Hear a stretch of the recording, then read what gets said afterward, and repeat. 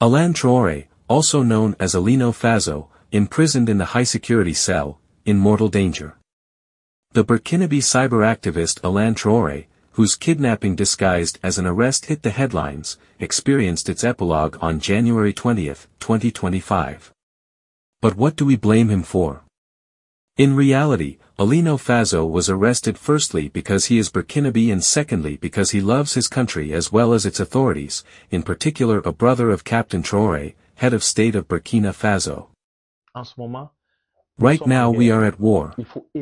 We must help our authorities win this war through conscious messages, through messages that galvanize our troops, our FDS and our VDP. Because it is in peace that we can have businesses. It is in peace that we can today think about our children's education. It is in peace that we can think about getting married and building a society. As long as we do not have peace, as long as someone who is in Kaya, Dori, Goram is not sleeping and you are in Waga, as long as you think you have peace, it is because you do not have peace. You understood absolutely nothing. Courage President Ibrahim Traoré and all members of the government, the FDS, the VDP and God bless Burkina. Alino Faso is currently locked up in cell 107 of the armored vehicles at Maka, a veritable deathbed. This infamous place, reserved for detainees deemed sensitive or troublesome, illustrates the cruelty of a regime determined to hunt down Burkinabés considered close to Captain Ibrahim Traoré. A special note addressed to the manager requires his continued confinement, a measure akin to a disguised conviction.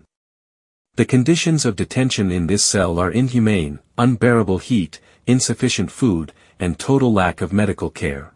Everything seems cleverly orchestrated to break Alino Faso, whose only crime is to be Burkinabé and to have refused to deny his country, his nationality, and its leaders.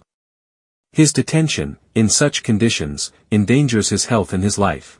Who would have believed, under the presidency of Alassane Ouattara, himself voltaic by birth, that Burkinabé would be victims of reprisals, arbitrary arrests and even summary executions? This kind of behavior can only come from a regime in dire straits, at the end of its run. This is a clear sign of its imminent decline. Personally, it is not the tyrant Ouattara that I pity. It is his noisy supporters who, the day the Ivorian despot falls like rotten fruit, will find nowhere in Africa. They will pay a high price for the misdeeds and cruelty of their leader. The silence of human rights organizations in the face of this persecution is shameful complicity. If Alino Faso were to succumb in this dungeon, the blood of this courageous man would fall on the Ouattara regime, which once again demonstrates its cruelty and contempt for human values. However, this brutal repression will only strengthen the voices of those, like Alino Faso, who tirelessly fight for justice and freedom. According to the latest information in our possession, he, Alino Faso, has been arrested for espionage. Can you confirm this information and tell us more, Minister? Thanks. Well, I don't want to get into sensationalism. No one is missing in Côte d'Ivoire. It's true that very often, these are things that we read or hear, but you should know that all questions are carried out according to the rules of the art. I can confirm to you that Mr. Alain Traoré was arrested today. There is a procedure underway so I cannot say more.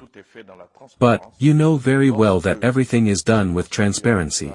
When this procedure comes to an end, you will have, as usual, always in the interest of transparency and accountability, a press release from the public prosecutor. So for the moment, yes, he is not missing. He was duly arrested, because certainly, there are things he is accused of. So let's wait for the prosecutor's press release, once the procedure has come to an end. In any case, I reassure you, we are not disappearing in Côte d'Ivoire. There are no forced kidnappings, no summary executions. There is no torture. All this can remain in the fantasy of certain people who do not know that things have changed, that we are respectful of human rights, that we are therefore respectful of procedures. Maybe that could have been true, but it's no longer the same country, it's no longer the same era.